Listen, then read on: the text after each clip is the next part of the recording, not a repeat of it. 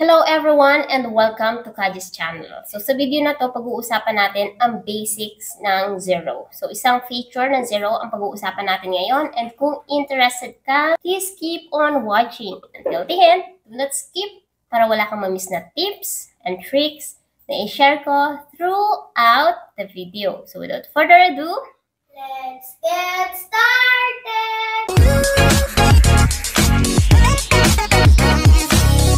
Kung bago ka lang sa channel na to, I'm Kaji, virtual assistant, executive assistant, bookkeeper, accountant. So kahit anong work, pinapasok ko, basta't online, kasi online work is amazing! Sa channel na to, dinidiscuss natin more on online work, tips and tricks, and mga success stories. So kung interested ka sa mga topics na yon, please consider subscribing and don't forget to hit the notification bell para wala kang ma-miss na video na ina-upload ni Kaji every single week. So, may mga client tayo na mamimit in the future sa iba't ibang industry sila galing. So, e-commerce, retail, education, financial services, accounting services, auditing firm, etc. So, minsan i-ask nila tayo to create new product or to update their existing products and services dito sa Zero. So, ngayon, tuturo ko sa inyo paano tayo mag-a-add and mag-a-update or mag-e-export and import ng mga products and services dito sa Zero. Okay? So, una, para makapag-create tayo ng products and services dito sa Zero, kailangan click mo tong business and then products and services. Okay?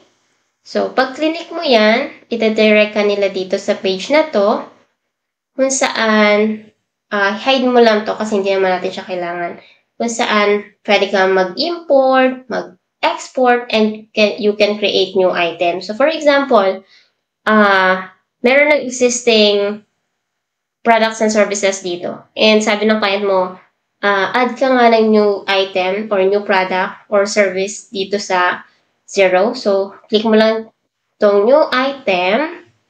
And then, so code is required. Ito yung parang, especially sa mga e-commerce or kahit naman di e-commerce, kumbaga, bawat item nila or bawat service or product na in-offer nila ay kailangang may code. So, itong code na to is pwedeng, let's say, sales in or halimbawa, ang ina-offer ng client natin ay bookkeeping services. Okay, so bookkeeping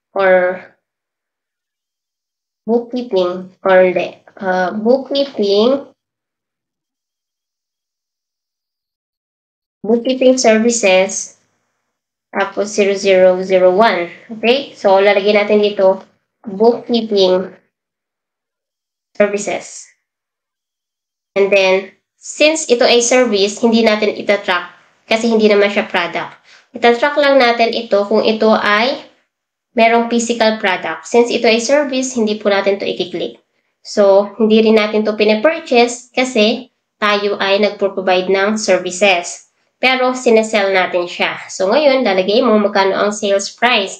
Let's say, yung bookkeeping services mo is nagre-range siya ng, kumbaga yung minimum amount na is 300. Tapos, pipiliin mo dito anong sales account. So, pwedeng sales. And then, kung ano yung tax rate niya. Okay? And then, description. Ayan. And then, save mo siya. So, ganun lang kadali. Okay, let's try to add one more. Ngayon naman, ay bookkeeping services or audit. Audit services 0002. Okay? Auditing income or auditing service. Kunwari lang. So, hindi mo rin ita-track, hindi mo rin ipa-purchase, pero sinasell mo siya. So, let's say 4,000. Sales is sales. Pero kung mayroon kayong kanya-kanyang account para sa mga services nyo, pwede rin. And then, tax exempt. Kung tax exempt siya, tax on sales. Okay? And then, save. So, ganun lang kadali kapag service. Kaji, paano kapag product? So, new item, code. Code naman is halimbawa, nagbebenta naman ng book, okay? Ang pangalan ng book ay How to be Successful. So, how to be successful 001. Okay? How to be successful book. So, ganyan siya. Tapos, tina-track mo ba? So, since ito ay physical product and tina-track niyo yung product na yun inside zero, pwede mong i-click to. Pero kung hindi nyo naman siya tina-track at meron kayong ibang inventory tracking software, pwede mo na itong hindi i-click. Okay? In case na tina-track mo siya, every time na may purchase, saan siya mapupunta? So, sa inventory asset account, which is the default account. Okay? And then, binibili mo ba itong product na to before mo ibenta? Kung yes, so lalagay mo dito, magkano yung cost price niya? Let's say, 12. Saan siya mapupunta kapag pinurchase mo? Add items to bills, purchase order. Let's see kung anong meron tayo dito na account. Okay, so since wala tayo dito account na pwedeng gamitin, for example, ipapasok mo siya sa purchases.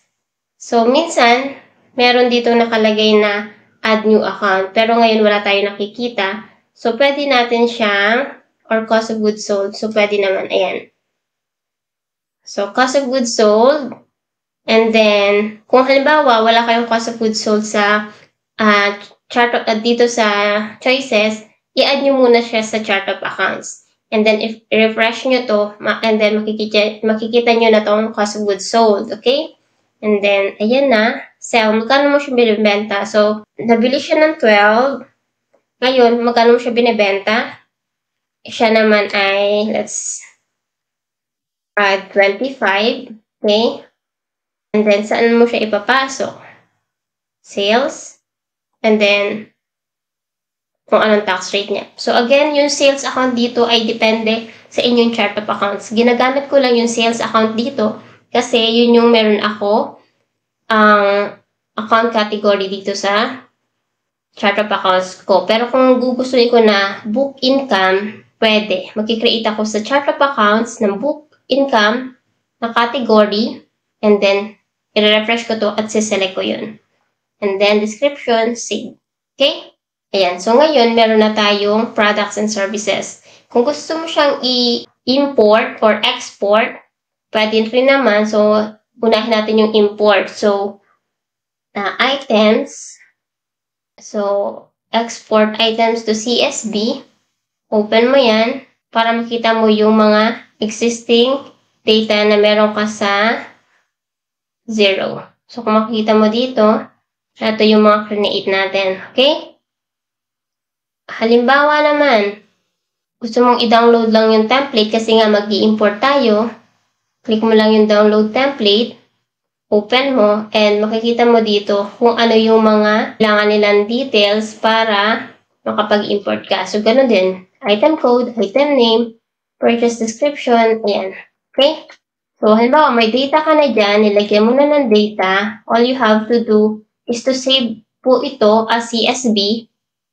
And then, punta tayo dito sa baba, select file. Click mo kung yung tamang file. And then, next. Okay, so, let's try to do it. So, ito kunwari yung i-upload natin. Kung imagine nyo, wala pa yung data. Wala pa tayong products and services doon sa zero. Okay? So, ngayon, yun ang i-upload natin. So, select. Ito. Open. And then, next. Ngayon, papakita sa inyo ni zero. So, 3 items will be imported. Lahat yan will be updated. So, complete. And then, ayun na. Makikita nyo na siya.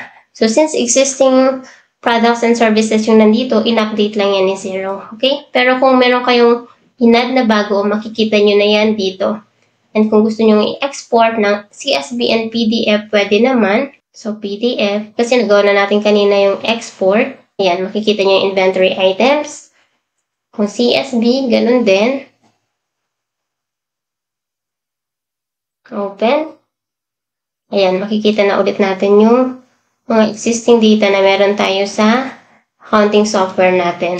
So, ganun lang mag-add ng products and services and mag-update ng products and services dito sa Xero. So, by the way, kung gusto mo siyang i-archive, pwede. I-archive mo siya. And then, kung i-delete mo, pwede rin. Ayan siya. Kung i-edit mo naman, click mo lang siya. And then, edit item.